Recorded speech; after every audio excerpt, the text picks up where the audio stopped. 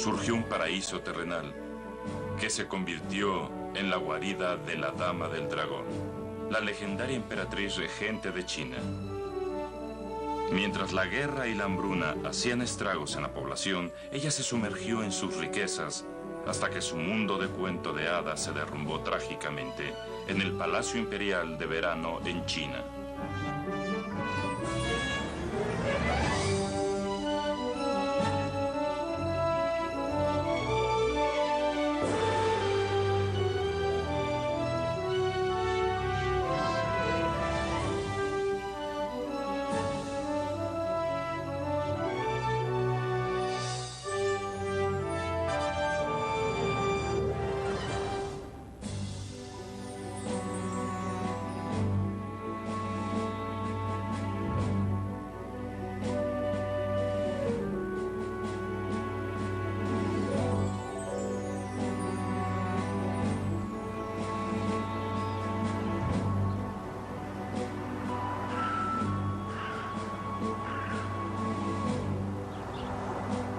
China, 1860.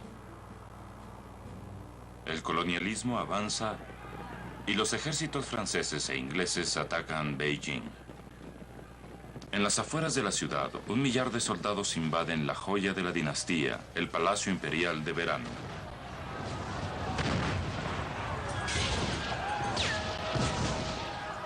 Las tropas francesas roban estatuas de jade, bordados y sedas, y perlas tan grandes como ciruelas. Cuando llegan los británicos, los ejércitos le prenden fuego a 200 salones de madera de teca, mármol y oro.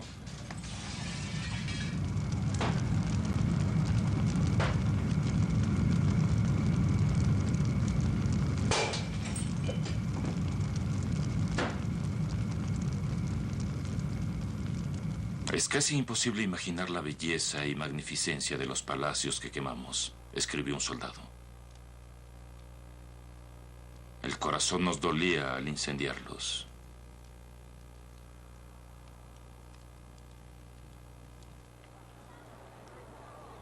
A 20 kilómetros de distancia, en Beijing, se rompe otro corazón.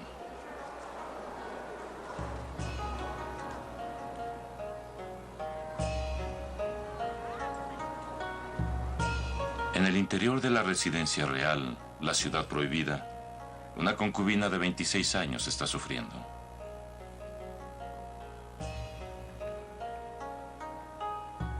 Ella es Zhu Xi, madre del único hijo del emperador. Para ella, el Palacio de Verano significaba el mundo, la única recompensa de una vida como concubina en la solitaria reclusión de la ciudad prohibida. Pero los europeos han destruido el jardín y con él la alegría de Zhu Xi. Y luego la muerte interviene. El emperador fallece. Muchos dicen que de vergüenza. El pequeño hijo de Zhu Xi es el siguiente en la línea al trono. Hasta que cumpla la mayoría de edad, ella gobernará en su palacio. Zhu Xi ejerce la autoridad y jamás renuncia a ella. Zhu Xi ascenderá de esclava del palacio a emperatriz de toda China y levantará su amado palacio de sus cenizas.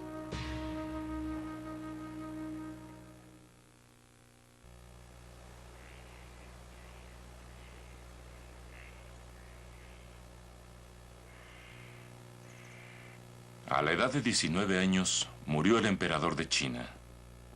Zhu Xi, su madre, nombró a su sobrino, un infante, para sucederlo en el trono, pero ella gobernó en su nombre. Los príncipes rivales trataron de destruirla para poner a un hombre en el trono de China. Pero en contra de los conspiradores y las costumbres, Zhu Xi se coronó a sí misma. Por primera vez en 1000 años, China era gobernada por una mujer. Lo que no podía conseguir con astucia, simplemente lo robaba. En 1884, Zhu Xi despojó al tesoro de $50 millones destinados a establecer una armada. Ella tenía pensado hacer algo diferente con el dinero, restaurar el paraíso de su juventud.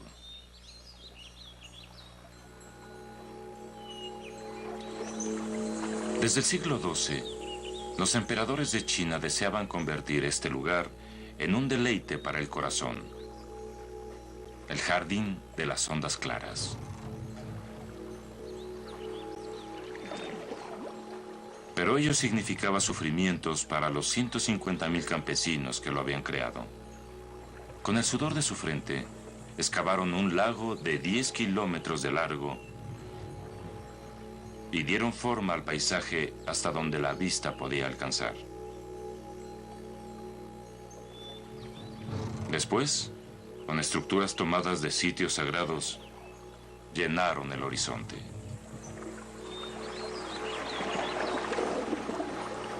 Los campesinos acumularon una montaña de tierra de 60 metros de altura y la coronaron con opulentos salones de madera de teca, bronce y oro. Desde ahí los antiguos emperadores contemplaban lo que habían hecho, un modelo de China en 31 kilómetros cuadrados.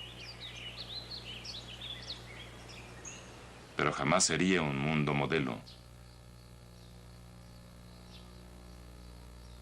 En el corazón del nuevo Palacio de Verano, Zhu Xi edifica el teatro más grande de China.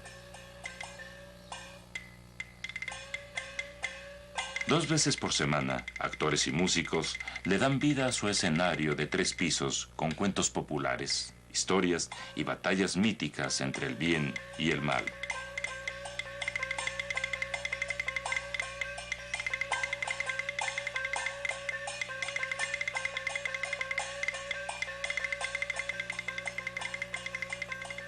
Pero ninguna de las óperas escenificadas aquí podían compararse con la historia de Zhu Xi, quien interpretó el papel de la máxima diva como la emperatriz del dragón de China.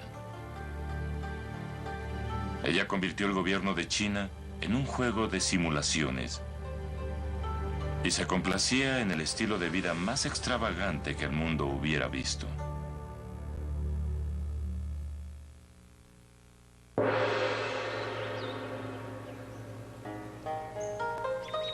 En 1888, la emperatriz regente Zhu Xi se traslada definitivamente al Palacio Imperial de Verano. Ella solo ocupará una parte. El complejo consta de más de 3.000 habitaciones. Su renacimiento restaura la juventud de Zhu Xi. Aunque mayor de 50 años, ella desafía a la longevidad riéndose de sus sirvientes que se esfuerzan por seguirle el paso.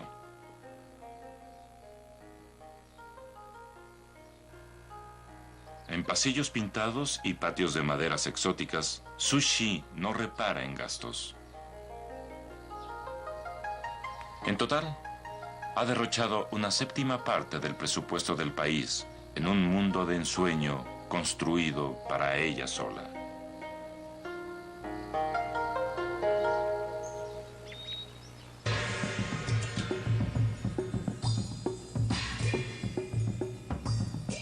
Únicamente los poderosos pueden entrar en el mundo dorado de Zhu Xi, y solo si tienen suerte. Ella consulta un libro de números antes de conceder citas. Y después comienza la representación. En el interior del palacio no hay nada que se parezca a una sencilla reunión. Cada ocasión se desarrolla como una gran ópera. Quienes solicitan audiencia primero deben pasar al lado de esta bestia que, según se dice, detecta a los traidores y los devora. Los quemadores de incienso, incluyendo uno en forma de un dragón, envuelven el salón con el humo penetrante de la madera de sándalo.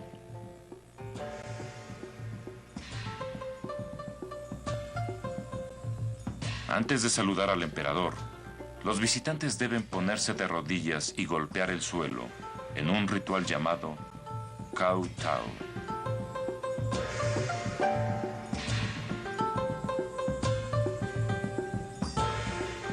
El papel del emperador es interpretado por el sobrino de Zhu Xi, Guangxu.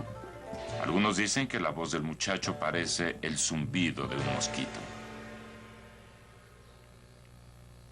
Desde su infancia ha sido un simple títere, pero al cumplir los 18 años, la tradición exige que solo él gobierne China en el Salón del Trono del Amarillo Imperial.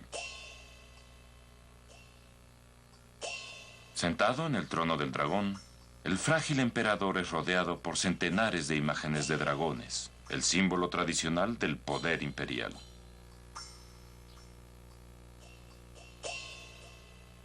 Pero esto es solo utilería teatral. Su Shi es quien maneja las cuerdas.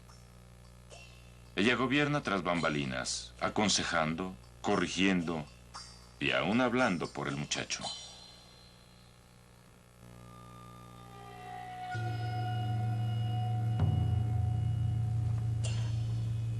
Cuando Quang Shu llega a la mayoría de edad, la emperatriz no cede el control del imperio, como toda China esperaba. Ella sofoca la voz de él y se aferra a su papel, mientras la nación clama por un cambio.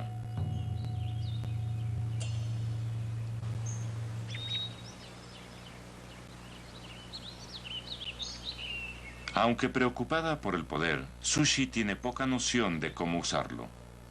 En las provincias, 20 millones de campesinos han muerto de hambre.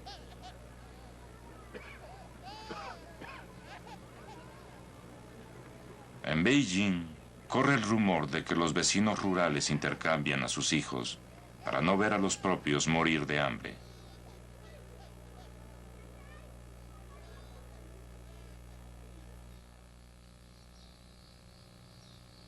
Noticias como esa rara vez penetran en el aislamiento de Su Shi, y cuando eso sucede, ella les presta poca atención. Aún así, ella oculta los gastos de la corte, que ahora llegan a casi 20 millones de dólares al año.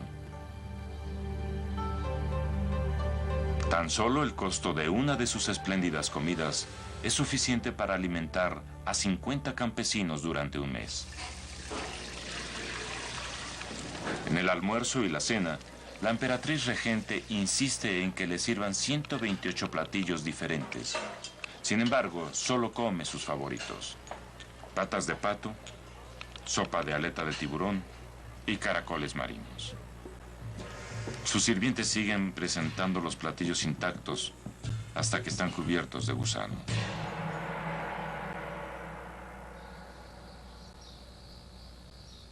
Al servicio de Su Shi se encuentran 1000 personas, todas cautivas de sus caprichos. A su servicio no sufren hambre.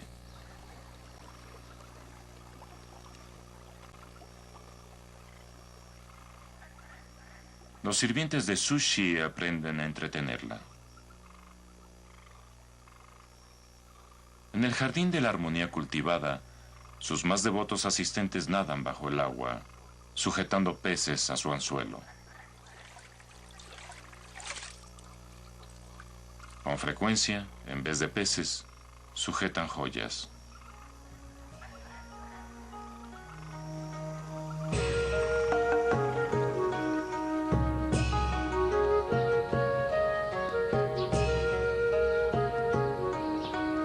Al terminar el día, las doncellas bañan a Su Shi y la acuestan en una cama tradicional hecha de ladrillos calentados con fuego y aromatizados con pétalos de rosas.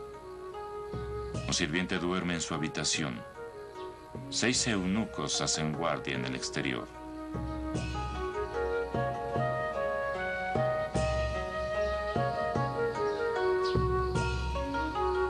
Cada mañana la despiertan para que empiece a probarse algunos vestidos de los 20.000 que posee.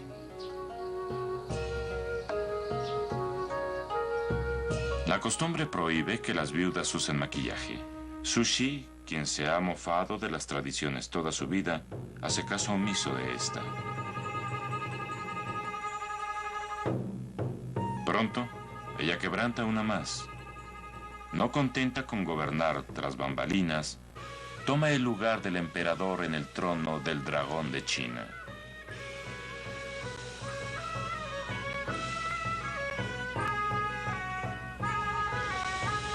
Las consecuencias son desastrosas.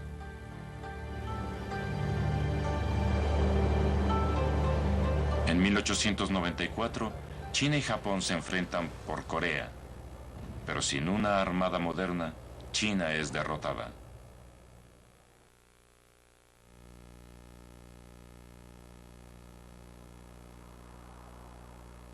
Al acercarse el siglo XX, China es un gigante dormido dominado por Europa. Media docena de grandes potencias saquean sus recursos y la obligan a abrir sus mercados al comercio. La victoria de Japón sobre China es la última gota para muchos patriotas y eruditos. Inician un movimiento que busca la reforma y encuentran un aliado inverosímil en el Palacio de Verano.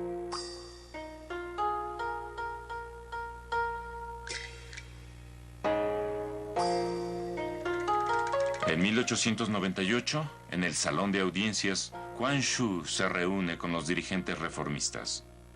Su comité proyecta escuelas públicas, una burocracia moderna, ferrocarriles y fábricas para fomentar el comercio. En resumen, una revolución para la nación no desarrollada. Pocos días después, la emperatriz regente hace fracasar la reforma al poner bajo arresto en el palacio al emperador Quang Shu. Su residencia se convierte en prisión cuando Su Shi ordena que se levante un muro de ladrillo para impedir que escape. Quang Shu permanecerá cautivo hasta ser liberado por la muerte.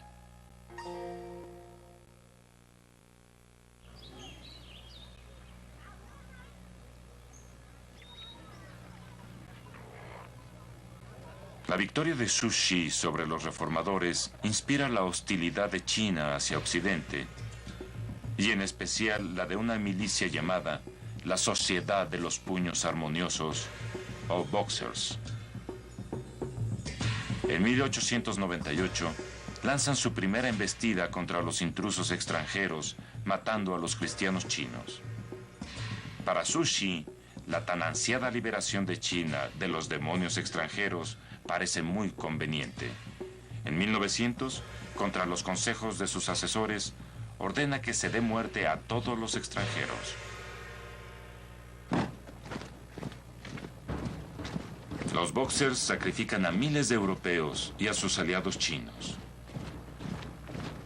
En Beijing, asedian las embajadas extranjeras durante 55 aterradores días. El 14 de agosto, soldados de Estados Unidos, Francia, Inglaterra y Japón toman la capital.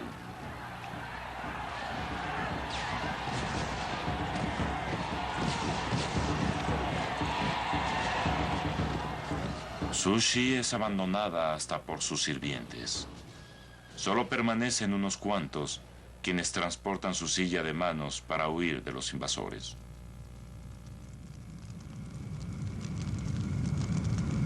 Una vez más, el Palacio de Verano es consumido por las llamas. La sufrida nación de Su Shi parece, al fin, haberse librado de la emperatriz del dragón.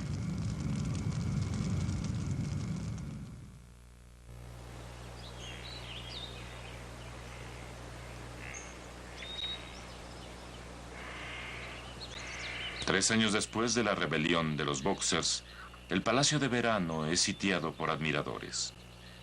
A tiempo para la celebración de su 70º cumpleaños, Su Shi ha reconstruido el palacio una vez más. El salón usado solamente ese día cada año está atiborrado de obsequios, vestidos forrados con pieles de zorro, zapatillas incrustadas con perlas, una rama de coral y, lo más notable de todo, las primeras bombillas eléctricas de China.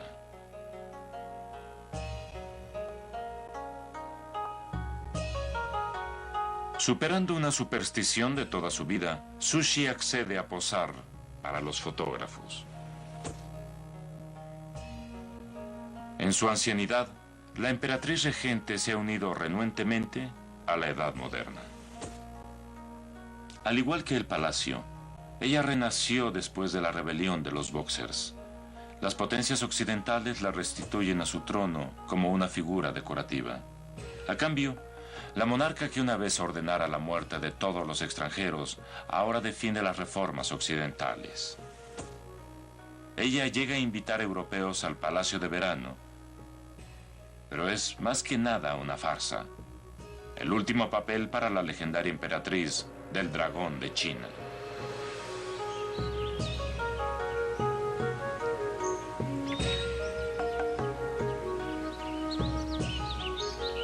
En 1908, Zhu Xi sospecha que su muerte se acerca y abre el trono a su sobrino, el infante Pu Yi. Una vez más, ella habría gobernado en nombre de un niño.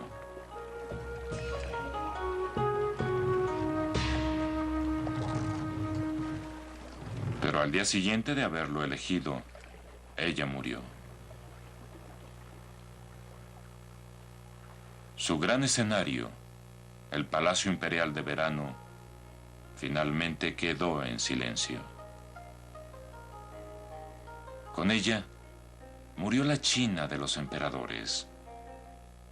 Cuando Pu Yi tenía 6 años, 2000 años de tradición se derrumbaron para siempre. Con el tiempo, el Palacio de Verano volvería a conocer la paz y a convertirse una vez más en el jardín celestial cultivado por antiguos emperadores como un deleite para el corazón.